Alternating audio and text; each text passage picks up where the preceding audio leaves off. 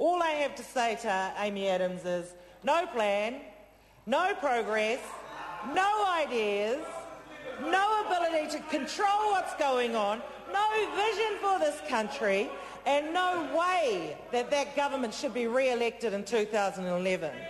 That side of the House had 9 long years to think about how they might run this country, and yet here they are, 2 years into their term, and they still have no plan, they still don't know what they're doing. Now, I've only got 10 minutes to comment on the very uninspiring speech that was delivered by John Key yesterday, and I know very well from the get-go that it's impossible to even know where to start and how to cover everything that needs to be said. Now, we could start with the rising cost of living and the impact that that's having on ordinary Kiwis. We could add to that the fact that wages aren't going up, despite the fact that the cost of living is going through the roof.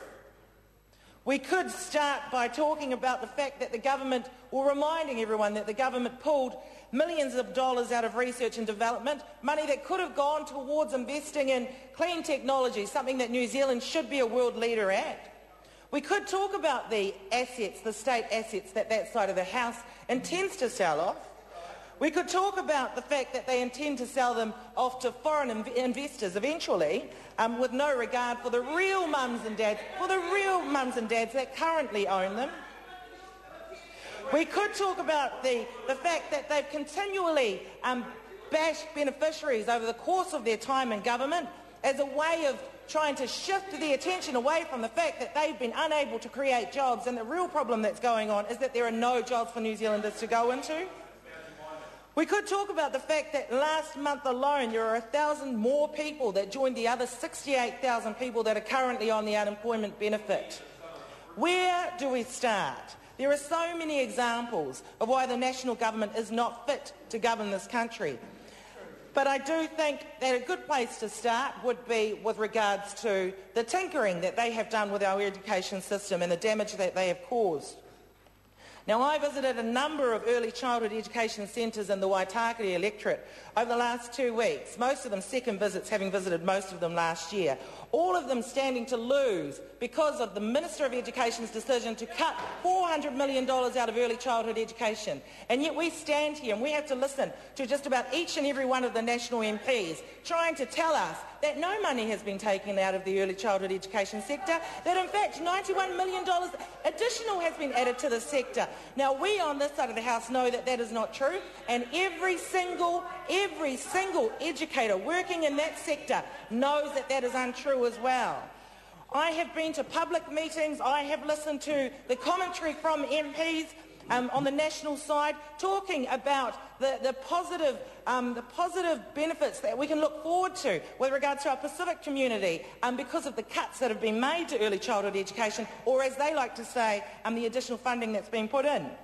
They like to go out there and say that no gains were made for Māori and Pacific communities when it came to early childhood education. And right here, I've got information that tells me straight away not only did the participation of Māori and Pacific children go up, but when we look from 2001 to 2008, we had an increase of 534 qualified Pacific early childhood educators. That was directly from an investment from the Labor government.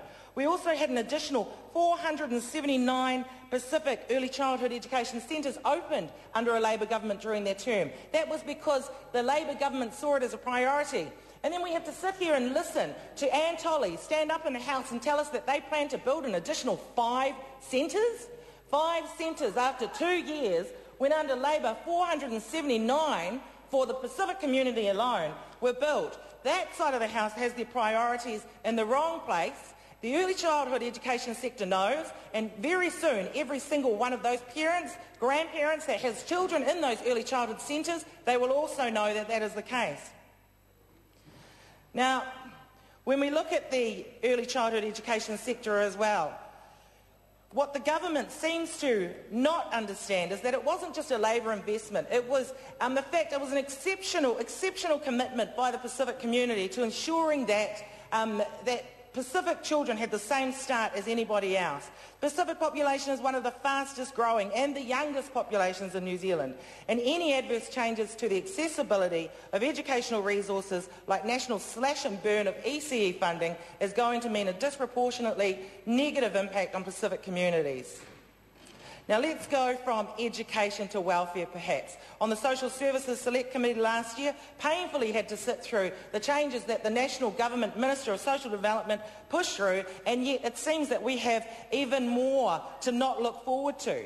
John Key's revealed plans for radical welfare reform, including pushing people off the DPB, sickness and invalid benefits. He says it's a source of shame that people remain on a benefit for years, even though work is available to them. The government say they will provide more detail about its changes when a welfare reform working group reports back later this month.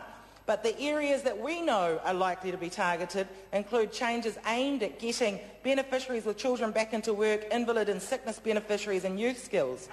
Now we believe, even on this side, we believe in welfare reform, but the best reform we can possibly aim for is the type of reform that creates jobs for people to go into.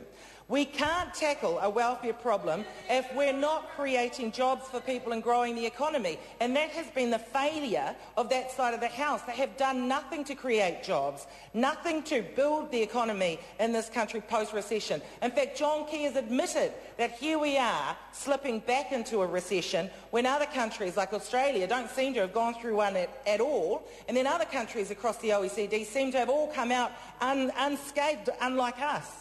Now, the only plan that we've seen from John Key and his national government is to borrow billions of dollars to give tax cuts to those who are already the top earners and to hock off our valuable state assets to foreign buyers and slash and burn essential public services like hospitals and schools. Now, Labor does have a plan. We've stated it very clearly.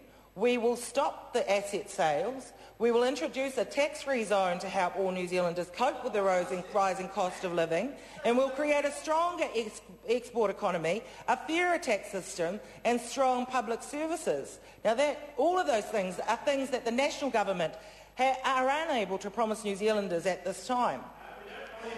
The Prime Minister's statement to Parliament, and this is something I found really interesting, the Prime Minister's statement to Parliament included a claim that his government had placed a special emphasis on the rights of victims. What he failed to state was that that emphasis has been negative and detrimental, actually, to the rights of victims. Now, some of the things that have happened that further explain that are, firstly, National's refusal to enact the Domestic Violence Bill, which was introduced by Labor during the last term of government. We know, they know, because it's been through Select Committee, that that bill was a culmination of extensive consultation with organisations and key stakeholders who support victims of domestic violence. Instead, whilst our bill, that very thoroughly consulted bill, languishes on the government's order paper, National has passed their own watered-down version. The National Government has done nothing to give domestic violence victims the protection and support they need moving forward. In the last year, the National Government added insult to injury by slashing counselling and support to victims, survivors of sexual assault. Previously, they were able to access counselling support via ACC on the recommendation of their counsellors or therapists. The National Government imposed more stringent measures, which included the requirement that victims / survivors be subject to multiple interviews with different health professionals. Now, that Minister of ACC on that side of the House knows very well that when that independent report was released, that it criticised the government and the actions that they'd taken, and so they were forced to do a turnaround and cut back on some of the more ruthless aspects to what they'd tried to do. But by that time, it was too late, and the damage that had been done was basically immeasurable. That side of the House has caused New Zealand over the past 2 years a lot of pain unnecessarily, and it is only going to get worse. New Zealanders recognise that that is the case. Labor does have a plan. Labor is progressive, and Labor has a vision for the country. And watch this space, Miss Gowdy, because Labor will be re-elected back into government in 2011. Thank you.